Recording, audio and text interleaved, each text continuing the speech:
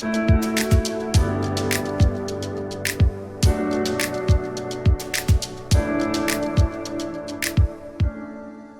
are you doing this, Martin from Gardens for Life? So we're here at Bullaun Ark in Loughrea, or near Loughrea. We're here with Charles and Shannon. They have a market garden here and it's very windy out. Hopefully you guys can hear me all right.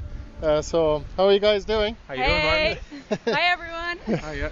So what had you guys start this, and when actually did you start doing your garden here? You have a market garden and you're growing a lot of vegetables, and it's absolutely amazing. We just got the full tour and it took like 2 hours literally, and we're absolutely astonished by the biodiversity and all the different vegetables, and even leafy greens and fruits and berries, and even insectaries as well, like plants that actually benefit insects. So what kind of things do you grow here?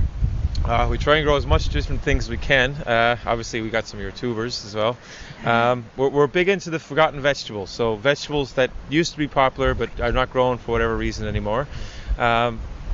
Just getting away from stuff that's grown just commercially for shops and stuff that is done for mechanized agriculture. So we do everything by hand, from seeding, transplanting, planting out, all our bed prep, everything is done by hand, no tractor.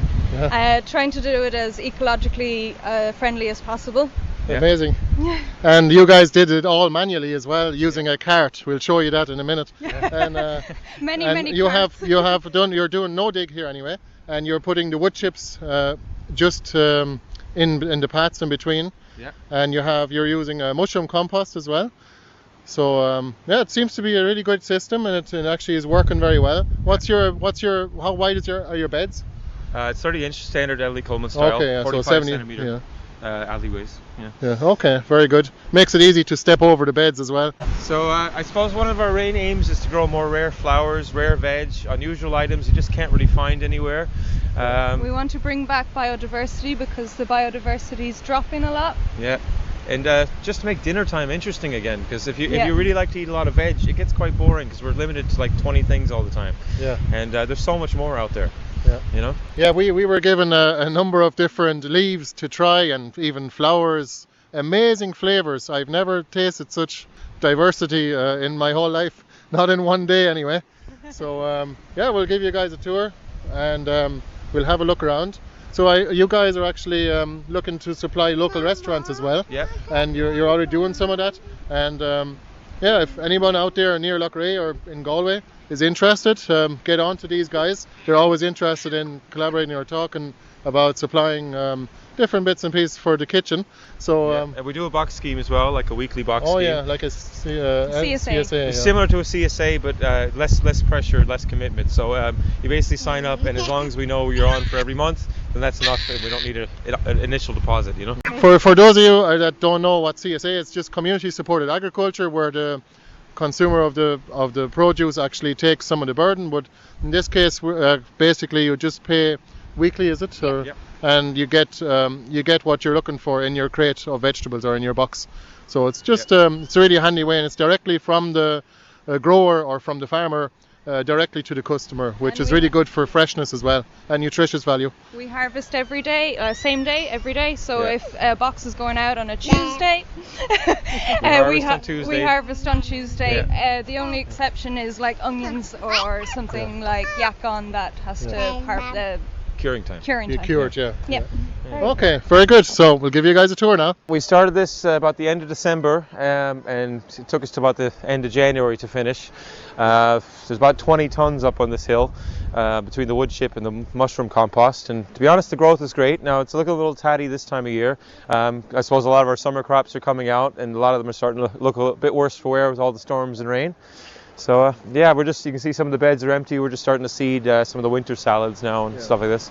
So this was actually just a field in January this year, or even in If March. you look at this field over here, you'll see what it looked like before we started. The same kind of heavy grassland. For example, some of the crops we've got here, Hackerai turnips. We don't believe in growing normal spring onions. It's like a waste of onions. So these are perennial red bunching onions. Some of you might know them as the fistulum onion, or the Welsh bunching onion, but this is the Japanese strain, so they grow a bit better. I have Claytonia in here, or winter purslane. We've got red giant celery at the top, which is great for a really good cut and come again celery. More winter fennel here. We've got leeks. Rainbow chard, I see. Oh, rainbow chard. Everybody loves rainbow chard. And you can't beat bright lights. And it's great because the more you harvest it, the better it grows, you know. Alright, I see some leeks. Yep, we got, these are the start of our spring leeks for next year. And then behind them we got mustards, which have just gone, mustard and mizuna. This is our borage, which we sell a lot of flowers to restaurants, but these are kind of coming to the end now. And then we got some of our salad beds and some strawberries we're storing for the winter out of the tunnel, but we'll put them back in spring.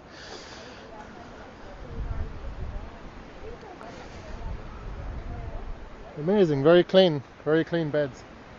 Yeah, but the biggest problem is blackbirds. They love to dig things up and stir up the wood chip and the compost. And alright, we'll go down this way. Yeah. So one of the things I don't believe in is spending money on plastic windbreak when we can grow plants in the same place. So for example here, instead of doing windbreak, I've got apple trees and artichokes for flowers. And this was a way of growing actually apple trees close together, yeah, because the roots intermingle. That's right. So when you stress the tree, it increases the flowers, which then increases the fruit. And of course these are dwarfing on M9 rootstock, so we should have a lot more. And you had a lot more flowers on these. Oh yeah, we had a lot of apples actually until that big windstorm there a few weeks ago. Even more than the established apple trees. Yeah. In fact, the established apple trees really didn't do much at all this year. These are all a mix of your typical, you know, get them in your garden shop.ie's, and you know, we have apples, let me think, Granny Smith, Red Russet, these kind of apples, but to be honest, we haven't really gotten much production off them this year. There is a cherry in there that did well, but it got blight, unfortunately. You can see there's some asparagus. Yeah, this is all planted from seed from last year. And lots of strawberries and comfrey. Lots of different herbs mixed in. We have lavender tucked just about everywhere on the farm. What's this? Chives. And funny enough, these are actually, these were cut off. You can see one just harvested, but this is only 2 weeks growth because the storm completely flattened these. Oh. And then you start to get a lot of blight problems. So to keep the quality high, we cut them all off, and this is only 2 weeks regrowth. Amazing. Yeah, and then we have callaloo, which is an unusual one. You don't see too much, but again, it's been flattened by the storm, so it's a really delicious plant for the greens, traditional to the Caribbean. But this is one from England that's been hardened off for our climate. And then most of this, we call this perennial hill because it's just a mix of mostly perennials. Yeah. And then you can see we have different carrots and things. Basically, when we seed, we find we really have to cover a bed to keep the birds, the slugs, etc. off the seedlings because they eat it real quick. Of course, and that helps the carrot fly as well. Yeah, of course. So far, we haven't had any luck, any problems with carrot fly. We've been really lucky. And then salsify, one of your forgotten Victorian vegetables. This just has the most satisfying taste. It's just the starches in salsify are amazing. And this will be ready about 2 weeks. Yeah, it's a carrot. Go ahead, pull one up. It's kind of like an ugly carrot type vegetable. And so that's the start of the small root there. Oh, I pulled one on the side now. That's all right. You can bring that over and give it a try. Yeah. All right.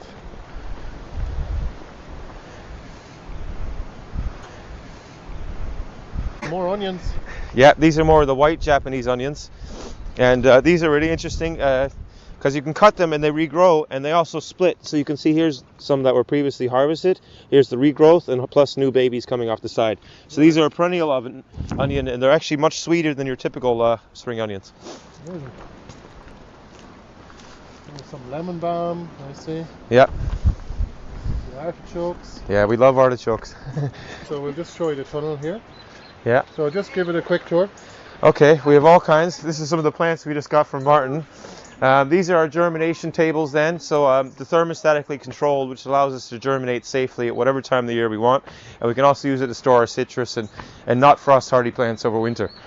Amazing. These are all yellow pineberry alpines, so they taste a little bit like pineapple, but they turn out yellow. And all grown from seed in the last few months. We try and grow a lot of interesting things, like here we have... We're planning on having the aquaponics over here. Yep, so we're just getting the concrete pads done and letting these cure for a little while. We have an old aquaponics system that we just got to reset up now. That's Robin.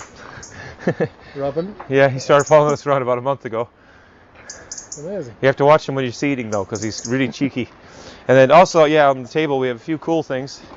Like we have sweet potato and baby ginger. Oh, yeah, ginger as well, that's right. That's a ginger plant there. Yeah. And some silver vine kiwi and sweet potato. Stuff we're stashing more for next year now. Here's a veggie box, I see. Yeah. Amazing looking vegetables. And then one of our favorite things is soil blocking. You cannot beat soil blocks for the healthy and quality of a transplant you get. They're just amazing. Yeah. Of course, we have our medicinal aloe. We have a few things mixed in here. Papalo, it's a really interesting herb from Mexico. Sea samphire, which we're just experimenting with. But the famous moringa tree, or tree of life. Miracle tree. Yeah, and this is from seed this year. So some of them do seem to grow a lot faster. And obviously it's a long way from tropical hot Africa. So we're trying to work out how to grow these in Ireland better. And you have edible leaves and all the rest of it. Yeah, edible leaves. You can purify water with the seed pods. The seed pods themselves with the fruit is edible. Plus it's a great coppice tree for firewood and different things as well. Really amazing plants, like, and some pretty much the highest nutrition of any food, vegetable food. Yes. Give it a quick run in here now because yeah. Yeah. Yeah. A lot to see. Yeah, cucumbers coming to the end now. We have our black Hamburg grapes over here. This is the purple butterfly plant, or it's one of the wood sorrels from South Africa. Amazing flavour. Yeah, or actually South America, I'm mistaken. Yeah, it really tastes like fruit. There's a few figs here, I see. Yeah. And loads of grapes. I got to show you guys these. Check out the grapes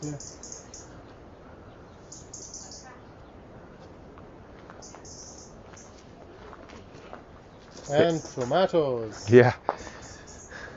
And of course your medicinal eucalyptus as well for your wintertime colds.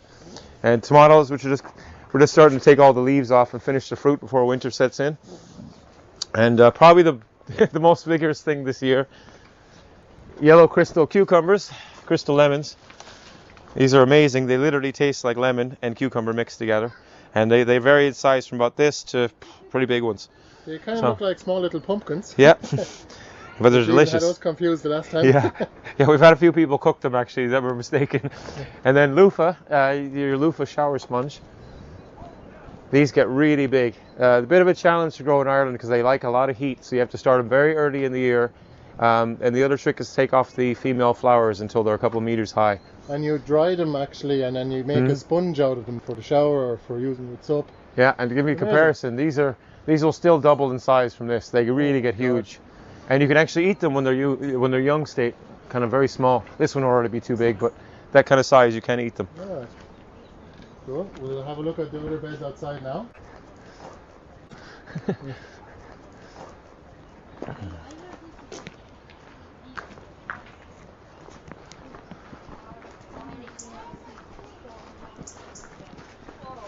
to have a little seating area. Yeah. As everyone knows, your tunnel builds up a lot of warmth, so one of our little tricks is to put up a bed outside the tunnel on the south side to give us a bit more heat for growing pumpkins and corn outside.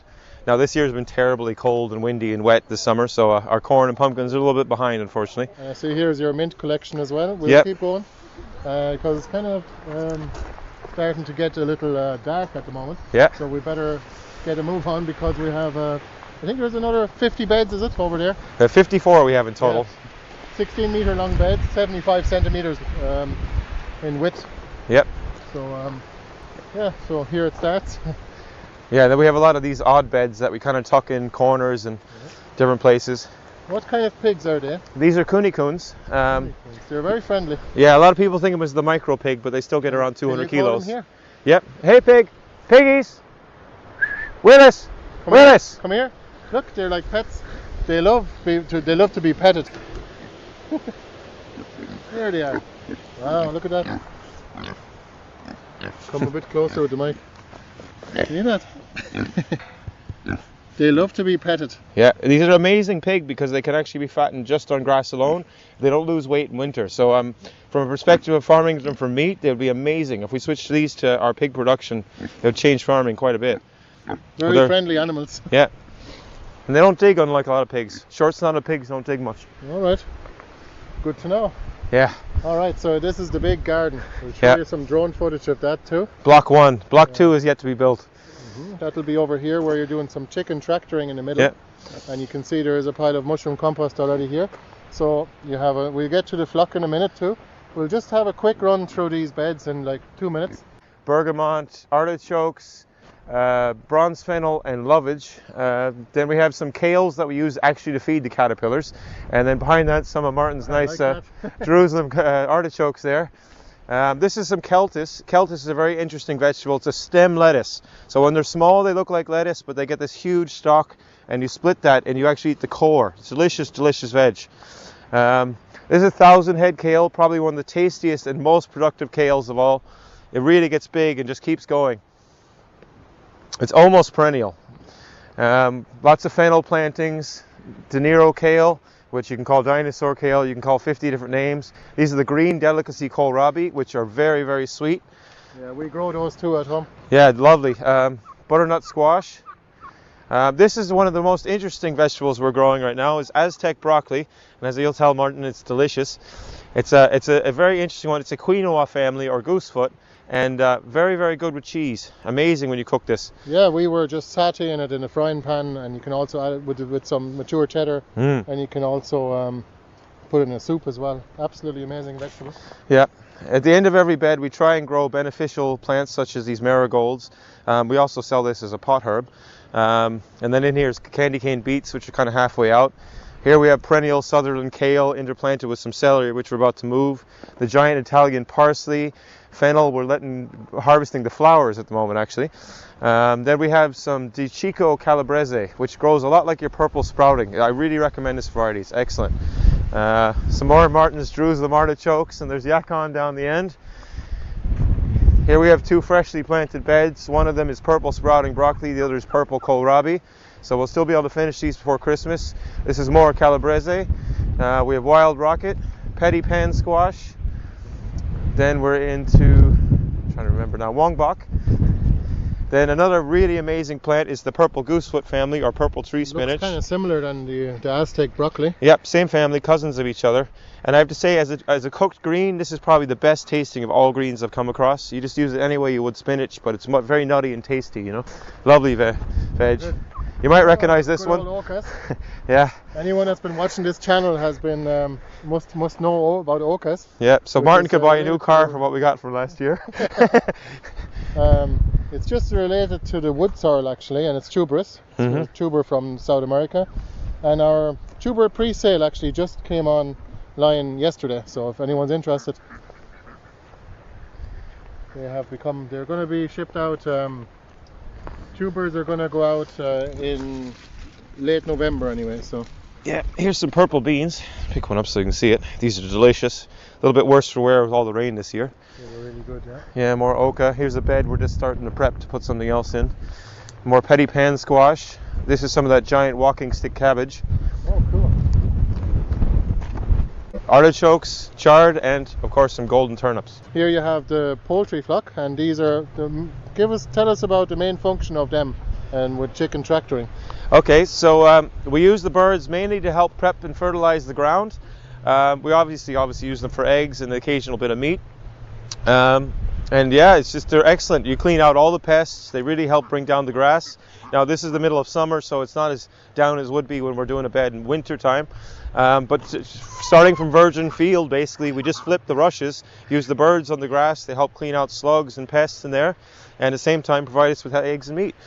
And then our chicken house actually has no floor. The whole thing moves onto the field. Brilliant.